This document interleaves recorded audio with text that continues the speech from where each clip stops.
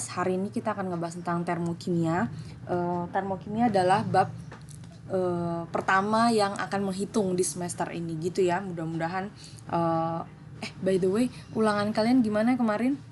Hidrokarbon itu nggak ada ngitungnya ya. Mudah-mudahan semuanya tidak remedial. Mudah-mudahan semuanya di atas 70 lah nilainya minimal. Sebenarnya KKM kita itu 75 kalau nggak salah ya, kelas 11 itu. Tapi kalau ada yang 70 ya saya maafkan lah gitu. Jadi tidak usah remedial. Tapi nggak tahu ya. Ya kan labil. Oke, lanjut aja kita masuk ke bab termokimia. Termokimia tuh kalau dilihat dari namanya, termo itu artinya apa? Kalau di biologi suka ngeliat dari namanya, termo adalah suhu. Kimia, jadi suhu itu mungkin nanti akan mempengaruhi reaksi kimia. Ya, bab termokimia ini diawali dari asas kekekalan energi. Ada James Prescott Joule kayak fisika nih ya. Energi katanya tidak dapat diciptakan maupun dimusnahkan, tapi energi dapat diubah dari bentuk satu ke bentuk lainnya. Salah satu penerapannya adalah sepeda motor. Energi kimianya itu berubah jadi pada aki diubah jadi energi listrik, lalu bisa menyalakan lampu. Nah, yang paling istilah-istilah yang kamu perlu tahu adalah ada yang namanya sistem dan lingkungan dalam bab termokimia. Sistem dan lingkungan itu apa? Sistem adalah segala sesuatu. Nih, sistem adalah segala sesuatu yang menjadi pusat perhatian dalam mempelajari suatu energi. Kalau lingkungan adalah hal-hal yang berada di luar sistem yang membatasi. Maksudnya apa sih kalau ngeliat dari sini bingung? Misalnya gini, saya punya saya punya gelas beker gelas gini. Nah, ini beker gelas, ini itu sistem. Gitu ya. Nah, berarti di luar beker gelas ini namanya lingkungan. Oke, paham? Tahu ya bedanya kalau misalnya kita mengamati. Sayang kita lagi masa online gini ya. Kalau enggak bab termokimia pasti kita praktikum. Kalau misalnya nanti kita ada kesempatan masuk langsung praktikum aja ya. Jadi di kelas tetap aja belajarnya online, cuman begitu masuk kita bisa praktikum. Jadi yang namanya sistem itu segala sesuatu menjadi pusat perhatian. Jadi misalnya ada beker gelas, berarti beker gelas itu sistemnya, berarti di luar beker gelas kita termasuk, itu namanya lingkungan. Nah, si sistem ini dibagi jadi 3. Ada yang namanya sistem terbuka.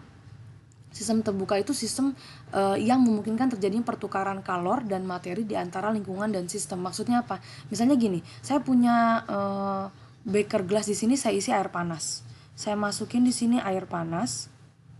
Nah, si air panas ini kalau saya buka nih, nggak saya tutup, kan nanti bisa nguap ya. Nah, kalau dia bisa nguap berarti airnya nanti akan berkurang kan, karena berubah jadi uap. Waktu airnya berubah jadi uap, itu namanya pertukaran materi atau pertukaran zat. Jadi zatnya nanti akan keluar dari sistem. Tuh, kalau sistem terbuka ada pertukaran materi atau pertukaran zat. Jadi nanti airnya ini bisa jadi keluar gitu. Bisa jadi keluar. Jadi nguap, jadi pertukaran materi terjadi pada sistem dan lingkungan. Lalu kalornya juga sama. Air panas kalau saya masukin ke dalam beker gelas ini tuh saya buka aja, pasti lama-lama dingin. Nah, kalor yang ada dalam sistem ini nanti bisa keluar ke lingkungan. Berarti kalau sistem terbuka, kalor dan materinya bisa keluar ya. Jadi bisa terjadi pertukaran antara kalor dengan materi. Itu kalau sistem terbuka. Kalau sistem tertutup berarti kira-kira diapain? Nih, namanya aja tertutup, berarti ditutup apanya? Nah, ininya ditutup. Misalnya ininya saya tutup. Nah, terjadi pertukaran materi nggak? Ada nggak air yang nanti nguap terus keluar? Nggak ada. Jadi kalau sistem tertutup tidak terjadi pertukaran materi nih. Pertukaran materinya tidak terjadi, tapi kalornya masih bertukar. Kenapa? Ya dong nanti kan pasti si sistem ini beker gelasnya terasa panas kan, tapi nanti lama-lama dingin. Jadi itu berarti masih terjadi pertukaran kalor gitu loh. Jadi ke lingkungan sekitar lewat si botol itu, lewat si beker gelas itu yang kalau kita pegang pertama panas, lama-lama nanti dingin meskipun itu ditutup. Jadi pertukaran kalor masih terjadi kalau di sistem tertutup. Nah, yang ketiga adalah sistem terisolasi. Kalau sistem terisolasi ini tidak terjadi pertukaran kalor, tidak terjadi juga pertukaran materi. Contohnya di mana coba kalau sistem isolasi ini terjadi pada termos. Oke, pada termos. Termos itu ditutup lah ya. Kalau dibuka bukan sistem terisolasi. Ditutup itu nanti airnya keluar nggak nguap? Enggak. Kalornya keluar juga enggak. Makanya termos itu kalau air panas kita masukin tetap panas kan. Nah, itu pakai menggunakan prinsip termokimia lah ya. Salah satu contoh termokimia sistem terisolasi itu termos. Oke, sampai sini paham? Berarti kita udah belajar asas kekayaan energi lah ya. Tadi cuma sedikit doang. Untuk masuk ke termo, sistem dan lingkungan mudah-mudahan paham. Nah, entalpi dan perubahan entalpi kita bahas nanti. Saat saya terakhir nanti mengujikan contoh soalnya, kita lanjut aja ke sini dulu. Kita masuk ke yang D. Itu namanya reaksi endoterm dan reaksi exotherm. Loh, apa ini? Masuk ke sini, reaksi exotherm dan endotherm. Apa itu reaksi exotherm dan reaksi endotherm? Ini juga istilah yang perlu kamu tahu saat kita belajar termokimia. Reaksi exotherm adalah reaksi yang melepaskan kalor ini. Ingat, exo berarti keluar. Apanya yang keluar? Kalornya keluar. Bukan exonya yang Korea ya. Jadi ini melepaskan, kalau reaksi exotherm berarti dia melepaskan kalor. Nah, yang perlu kamu ingat atau highlightnya dari exotherm ini adalah kalau reaksi exotherm delta H-nya itu bernilai negatif. Nah, ini nanti ngaruh pada perhitungan nih. Kalau exotherm, X min, kalau saya suka ngapain gitu, X min. Kalau exotherm berarti dia minus.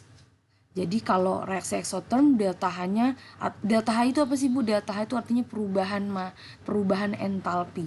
Ini bernilai negatif. Contohnya apa tuh? Kapur tohor dengan air, pembakaran kayu dan sebagainya. Terus kalau kita nanti praktikum, kita menentukan apakah reaksi ini exotherm atau tidak, itu bisa dipegang dari si beker gelasnya misalnya. Saya mencampurkan zat A sama zat B. Kalau kita pegang terasa panas, nah, berarti dia exotherm.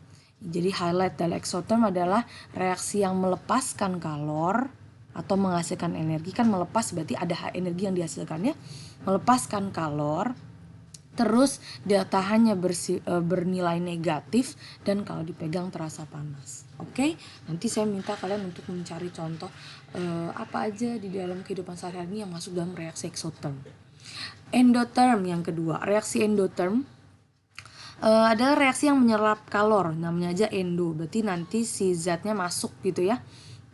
Reaksi yang menyerap kalor, kalornya masuk. Nih bedanya, kalau tadi exotherm, misalnya saya bikin gini, nih keluar dia, kalornya keluar, ini sistem, ini kalornya keluar, kalornya keluar. Kalau yang endotherm, masuk, menyerap. Nah, kalornya masuk, ini sistem, kalornya masuk, ini endo. Nah, bedanya apa? Kalau endo itu delta H-nya bernilai positif tuh, jangan sampai salah. Terus kalau kita pegang nanti terasa dingin. Kenapa? Karena kalori diserap, jadi lingkungannya dingin gitu. Kalau ini sistemnya melepas kalor, jadi lingkungannya panas. Oke, paham? Bisa lah ya, mudah-mudahan paham lah bedanya reaksi exotherm sama endotherm. Itu aja yang saya highlight. Kalau exotherm itu minus, delta H-nya ketika pegang panas dia mengeluarkan kalor. Kalau endotherm itu delta H-nya bernilai positif. Kalau kita pegang dingin dia menyerap kalor. Oke, kita lanjut. Ada yang namanya entalpi. Tadi entalpi itu tidak bisa dinyatakan secara absolut, tapi perubahannya bisa kita hitung.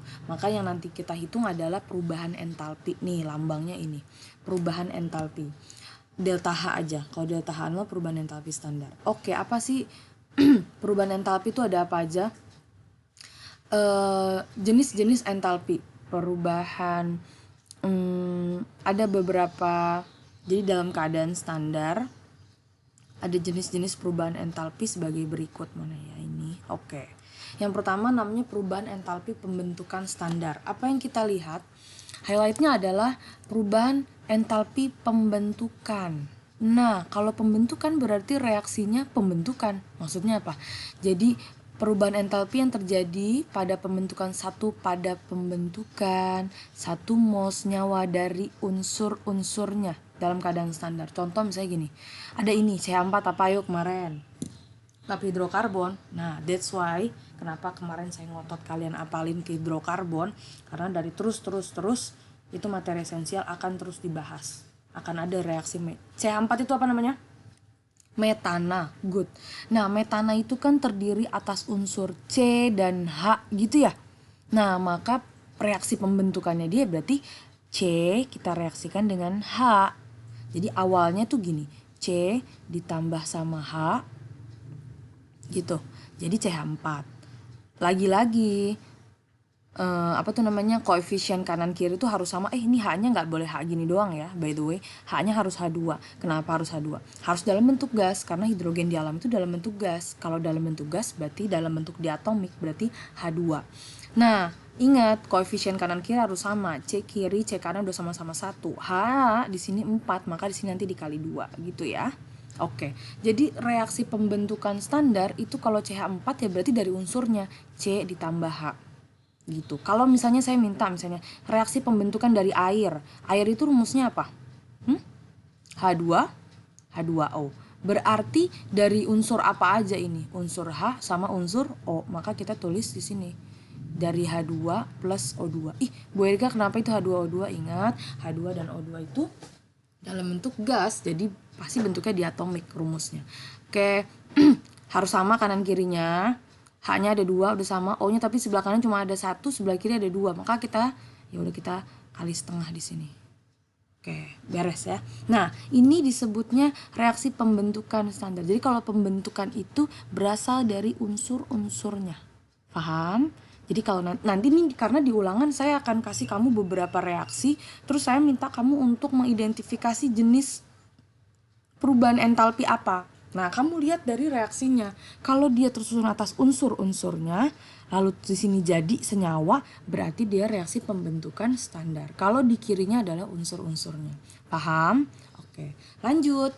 Kalau entalpi penguraian apa? Yang kedua adalah entalpi penguraian, kebalikan dari pembentukan standar. Kalau pembentukan unsurnya ada di sebelah kiri, tuh. Lalu jadilah senyawa, namanya aja pembentukan. Unsur-unsur jadi senyawa. Kalau penguraian berarti kebalikannya. Senyawanya di depan, diurai. Jadi unsur apa aja sih? C sama H2. Sampai sini paham? Kalau seandainya misalnya saya punya gini, NH3. Ini diurai jadi apa? Berarti jadi N2 sama H2 gitu. Ibu Erika kok gitu? Iya begitu. Terus ini gimana ya? Ini setengah. Kayak biasa aja. Ini H2-nya jadi supaya jadi 3 jadi apa? 3/2. Tuh, ini namanya diurai. Karena awalnya senyawa terus jadi unsur, unsurnya N, unsurnya H. Sesuai dengan ini N sama H. Cuman angkanya di depan ini koefisien supaya sama aja. Oke. Lanjut. Ini jadi kalau senyawanya lebih dulu baru unsurnya namanya penguraian. Kalau unsurnya dulu baru senyawanya namanya pembentukan. Oke, yang ketiga kita punya namanya perubahan entalpi pembakaran standar. Nah, kemarin waktu kita belajar reaksi hidrokarbon saya bilang kalau yang namanya dibakar itu pasti menggunakan oksigen. Oke. Bentar ya, ini kucing saya. Perubahan entalpi pembakaran. Yang namanya pembakaran berarti direaksikan dengan oksigen. Jadi ya sama aja kayak biasanya. Jadi misalnya ada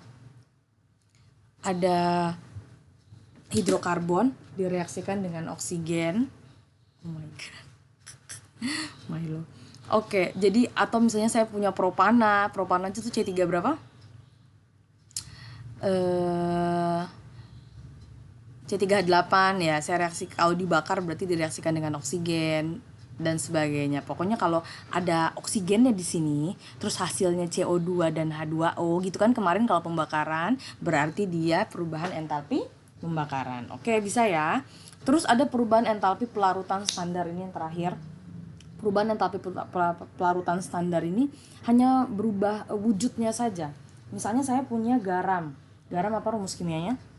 Ayo, kelas 11 nggak boleh nggak tahu. Natrium klorida garam kan. Jadi misalnya saya punya NaCl. Si NaCl ini bentuknya solid. Berarti kristal-kristal gitu kan. Terus nanti berubah jadi apa? Jadi NaCl-nya berubah jadi liquid misalnya. Nah, ini berubah dari solid ke liquid berarti nanti jadi perubahan entalpi pelarutan standar gitu. Jadi berubah. Kalau berubah wujudnya masuknya dalam perubahan entalpi pelarutan standar. Sampai sini paham? Sampai sini dulu ya pendahuluan termokimia. Nanti di bab di pertemuan selanjutnya, di video selanjutnya juga saya akan bahas tentang perubahan entalpi dan cara menghitungnya. This is easy. Insya Allah saya akan berusaha untuk membuat ini terlihat dan terasa mudah gitu. Oke, sampai sini dulu. Boleh dicatat kalau mau, kalau enggak juga nggak apa-apa. Kamu nanti saya kirimin PDF-nya kalau kamu malas nyatet. Tapi mudah-mudahan sih dicatat ya, karena siapa tahu dengan mencatat kamu jadi ingat gitu. Oke, sampai sini dulu. Assalamualaikum.